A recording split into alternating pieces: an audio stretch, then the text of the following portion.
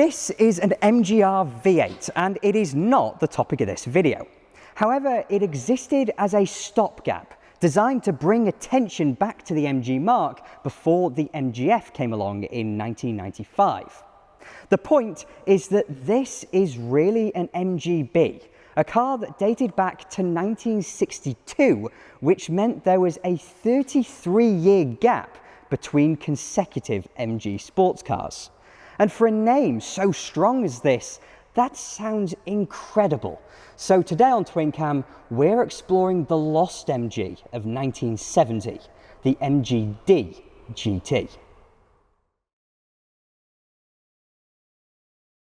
33 years is rather a long time, but if you've been around TwinCam for merely a couple of years, you'll have more than figured out that the world of British Leyland is rather complicated. The more astute of you, however, may have also noticed that while we're all familiar with the MGA, MGB and MGC, we're missing D and E before we meet the MGF. And to figure out exactly why that is, we need to head back over 70 years to 1952, when food was still being rationed and Princess Elizabeth received a promotion. But they're both piffling and irrelevant historical footnotes compared to what was happening in the motor industry. 1952 was the year that two of Britain's industrial giants, Austin and Morris, merged to form the British Motor Corporation. The point of retelling this story again is that Austin and Morris were previously rivals, each working to overcome the advances made by the other. Now, back in the 1920s, Morris gave birth to MG, and by the turn of the 50s, the Octagon was already a trademark of truly great sports cars. Of course, Austin were missing out, so with the aid of Donald Healey, they created Austin Healey. We'll ignore the fact that this happened in the year of the BMC merger, and we'll fast forward to 1962, by which point they had a full range of thoroughly decent sports cars. At its base was the Sprigget, the coverall term for the badge-engineered siblings of the Austin Healey Sprite and MG Midget, both with a 950cc A-Series engine. Above these was the newly launched MGB at 1800cc and with a B-Series engine. And at the peak was the Big Healey, the 6-cylinder C-Series engined Austin Healey 3000. Despite the badges on their noses, this is a perfectly sensible selection, but as the 1960s progressed, BMC sought to end their costly relationship with Healey and concentrate on the more established MG. This is our baseline for what was to come, and at its centre was the superlative B. The MGB is undoubtedly one of Britain's greatest hits, remaining today the best-selling sports car of all time. But in period, it was treated like any other car, meaning as soon as it was launched, Abingdon's attention gently turned towards a replacement. That might be a surprise to hear for a lot of you, but what will genuinely shock you is the fact that BMC viewed this as a priority, as despite being well reviewed and very popular, they weren't all that pleased with the finesse of the new car. You see, what made all these sports cars feasible was a reliance on the parts bin from BMC's range of Austin and Morris saloons. The Sprigget, for example, was born out of the Austin A35, and the MGB took much of its componentry from the preceding MGA and the mid-range Farina saloons. This meant lever arm dampers, leaf springs and a live axle, all things that were still borderline acceptable in 1962, but a certain Greek bloke was parading through Longbridge, single-handedly setting fire to the rulebook.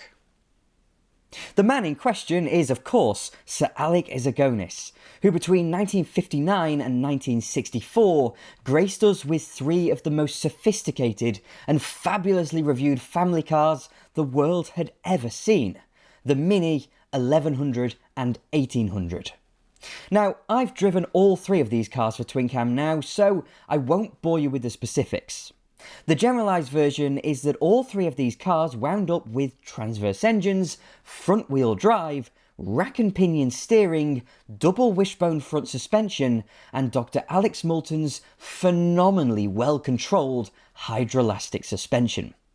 As a result, the 1800 was named European Car of the Year, the 1100 became Britain's best-selling car for a decade, and the Mini, well, it's the Mini. As a result of these three, all future MG concepts and prototypes would be very different animals. So the MGB was a very conservative car, and that was fine for 1962, but it quickly began to look old compared to BMC's other phenomenally modern passenger cars. So that is what the MGD looked to become. Potentially the most technologically advanced affordable sports car in the world, potentially revolutionising the genre. It's at this point I really wanted us to take a step back and have a chat about the Sprite and Midget. The reason being is that the Isogonist philosophy was making itself even clearer when it came to the small cars. But ADO 34 and ADO 70 absolutely deserve a video of their own, so I'm simply here to tease you all. Fortunately, however, the first prototype I want us to look at is known as EX234. A project that was an MGB improvement rather than replacement, and one that may well have ended up replacing both Sprigget and B. The year is 1964, and the clever folks at Abingdon took the hard points of an MGB, then fitted them with modified suspension components, creating a rear-driven sports car with hydrolastic suspension, double wishbones, and disc brakes at all four corners. It was then clothed in a stunningly delicate Pininfarina penned body, leaving us with a prototype that I think had all the ingredients to be an icon. In fact, it was tested by Grand Prix world champion John Surtees, and the consensus was that it drove brilliantly, fitted with a 1275cc A-Series tuned to Mini Cooper S specification. It's a crying shame then that BMC canned EX234 purely because the production MGs were selling well enough, and as finances tightened, there wasn't any money for new sports cars. The Sprite was eventually killed off in 1971, leaving us with just the MG Midget at the bottom of the range. Of course, the MGB remained exactly where it was, the volume seller of the group. But at the top of the range, the long-in-the-tooth Austin Healey 3000 found the easy way out, being replaced with a 3-litre version of the MGB, christened the MGC. In the meantime, however, BMC's family car fortunes were turning decidedly mixed. While the Mini and 1100 were flying off into the stratosphere, the 1800, as we discussed a couple of years ago, was too powerful, too expensive, and too ugly to compete against the Ford Cortina. As you might expect, therefore, BMC spent all the money they had left on ADO 14, a new family car launched in 1969 as the Austin Maxi. Again, we've done a full retrospective on this car's gestation, launch and eventual failure. But the quick version was that the Maxi was Alec Isogonis' last production car, and just like his previous triplets, the Maxi was front-wheel drive, complete with hydrolastic suspension. Where it differed from the old 1800 was that it was slightly smaller, cheaper to build, and featured the all-new E-Series engine. And it's from here we finally get to meet the MGD. The project known as ADO 21 came out of what was now a much more pressing need to replace the 7-year-old MGB with something genuinely new rather than just heavily refreshed. The drawing board was therefore blank, the Maxi being the obvious place from which to draw components. But don't let this fool you into thinking the new car was going to be front-wheel drive or feel pedestrian, because the design team was razor focused on making ADO 21 look and feel absolutely cutting edge. In the years between MG's B and D, the glass ceiling of sports cars was utterly shattered by the legendary Lamborghini Miura, widely considered to be the world's first supercar, complete with a mid-engine rear-drive layout and a wedgy silhouette penned by Marcello Gandini. It may have only been 1966, but stylistically this was the beginning of the 70s, when the entire motor industry embraced the wedge and mid-engine road cars became feasible for the first time. Had history taken a different course, 8021 may have been at the centre of this, as the Maxi's E-Series engine wasn't left driving the front wheels, nor was it turned through 90 degrees, because the folks at Abingdon decided that this new engine should remain transverse with its gearbox in the sump, but be placed behind the driver driving the rear wheels. Not only would this make brilliant use of existing components, but it would gift the new MG the purest mechanical layout. But before delving too deep, let's discuss that E-Series engine, because frankly it wasn't something that BMC overly needed. You see, its predecessor, the B-Series engine, was a perfectly good engine. Sure, it had a silly 5-port cylinder head and was overhead valve, but it was tough, torquey, and would continue to serve cars well through to the MGB's eventual death in 1980. The E-Series was created in order to modernise the range with an overhead camshaft and an aluminium cylinder head. But when you look at how it was constructed, we find that modernisation is a bit of an odd term to use. As a carryover from Britain's old tax horsepower system, British engines tended to be undersquare, meaning they had a small bore and a long stroke, gifting them brilliant torque characteristics but a distinct reluctance to rev. The B-Series was designed in this style, but by 1969 the world had most definitely moved towards oversquare engines, those with a big bore and a small stroke, allowing them to rev freely and create more power. The E-Series therefore should have been an oversquare engine, but it wasn't. It therefore couldn't make the most of its overhead camshaft and was a low rev chugger like its predecessor. Now of course, this isn't necessarily a bad thing, but it certainly wasn't trendy. What is a bad thing, however, is the simple fact that long stroke dimensions, an overhead camshaft and a sump-mounted gearbox work together to make the E-Series exceptionally tall. Ever wonder why the Austin Allegro was too tall for its proportions? Well, now you know. But I digress, as for our new sports car, that really wouldn't have mattered. What does matter, however, was dear old Alec Zagonis' love for a straight 6. But pairing a perfectly balanced engine with a transverse layout is a rare thing, and to ensure it was possible, the E-Series was designed as a modular engine with Siamese bores. The result was that the incredibly compact 4-cylinder was found in cars like the Maxi and Allegro, while a lovely straight 6 could be found in later Landcrabs and the Princess. Taking this over to our prospective MG, and we could have been met with not only the replacement for all the existing MGs, but also the most varied range of any affordable sports car in the world. The tiddler of the group would have been a 1500, followed by another 4-pot sibling, the 1750. Moving into the 6s, we'd have found a 2200 and the range-topping 2600, producing just over 120 brake horsepower, all with 5-speed gearboxes. Sounds good to me.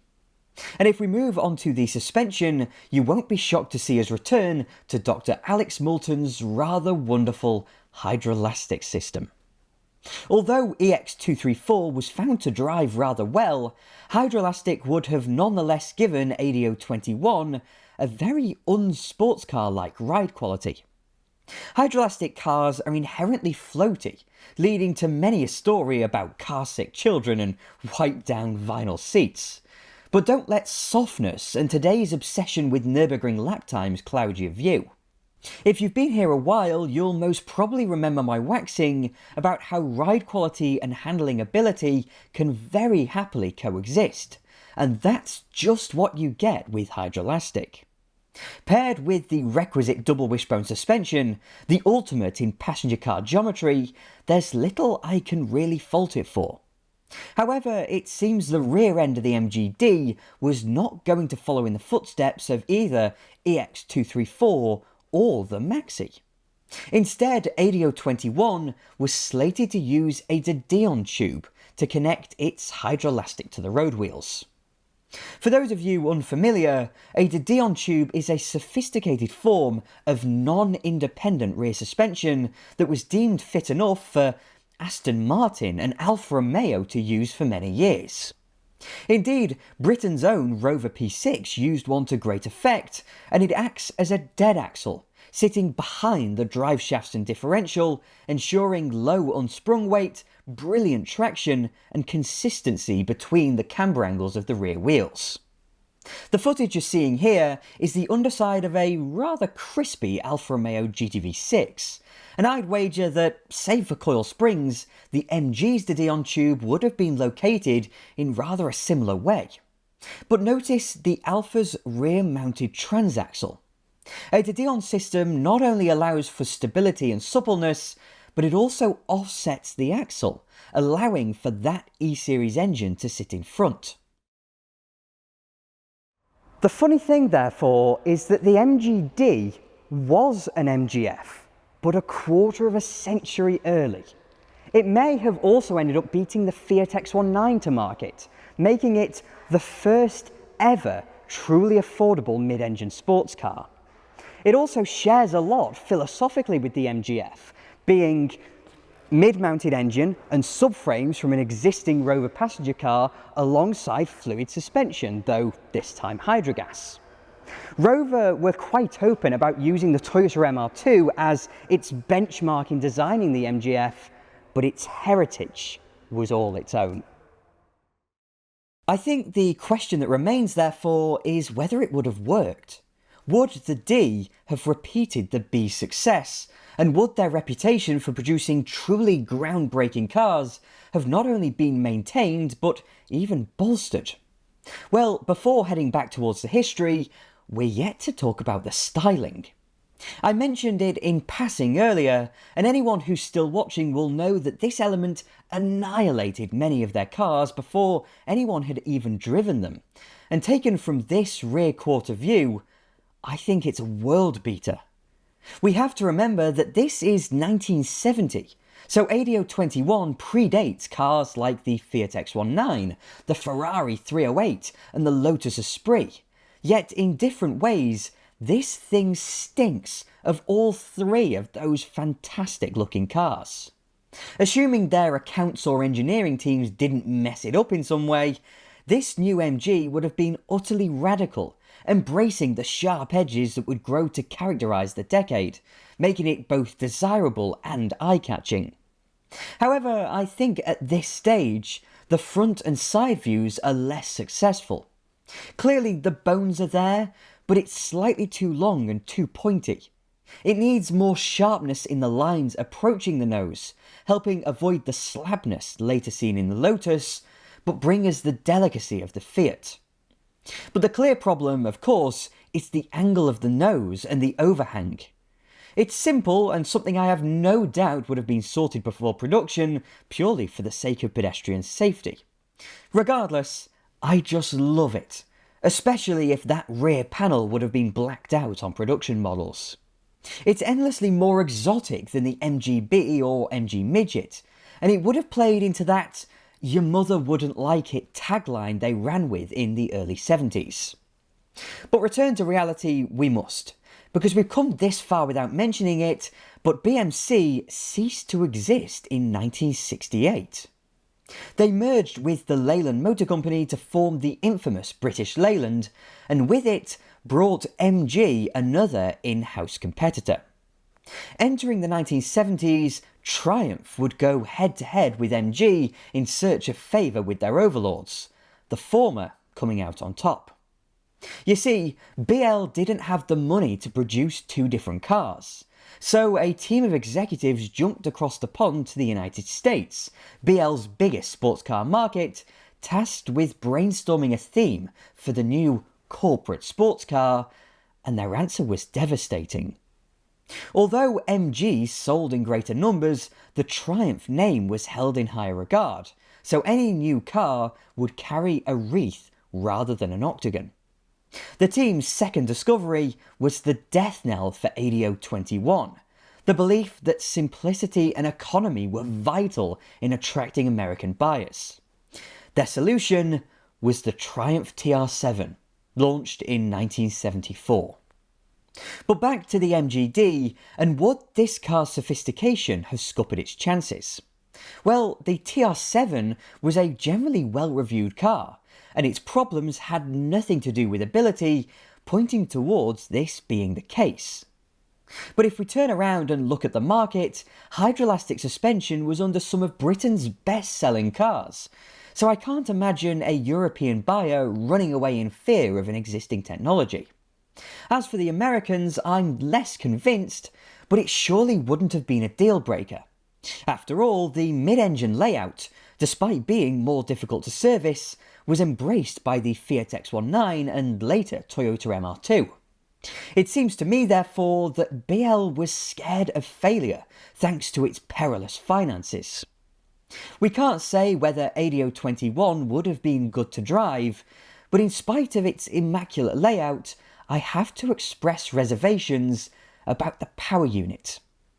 As I mentioned earlier, the E-Series wasn't exactly a sporting engine, and thanks to its Siamese bores, the 1754 and 2606 were created by increasing the stroke yet further, destroying further its ability to rev. And beneath its crankshaft lay essentially the same gearbox and linkage as seen in the Austin Maxi. Now, that does mean 5 speeds, which was excellent. But the Maxi is well known for having a dreadful change quality, and with its cable system extended even further, I'm not convinced this would have been some pure driving machine. But this is all irrelevant, as despite the TR7's simplicity, it became known for dreadful build quality and reliability. This is what the MGD would have needed to avoid. And as it would have been built at Abingdon, BL's best plant for industrial relations, I think it would have been much better received. The elephant in the room, however, is its name. The MGD GT is a coupe, not a convertible, meaning it would have come in for a share of the TR7's eventual criticism. Of course, this was done to make Ralph Nader happy, but frankly, sod that, BL should have made it a T-top. And other than that, I love this concept. I love the breadth of it, the statement in the styling, and of course, the fluid suspension.